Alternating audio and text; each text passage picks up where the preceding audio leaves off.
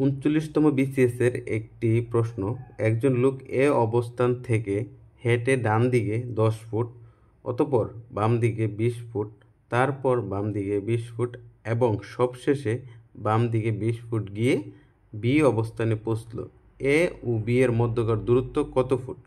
ক 30 ফুট, খ 40 ফুট, গ 10 ফুট, ঘ 20 ফুট। আনসারটি কমেন্ট বক্সে জানাবেন।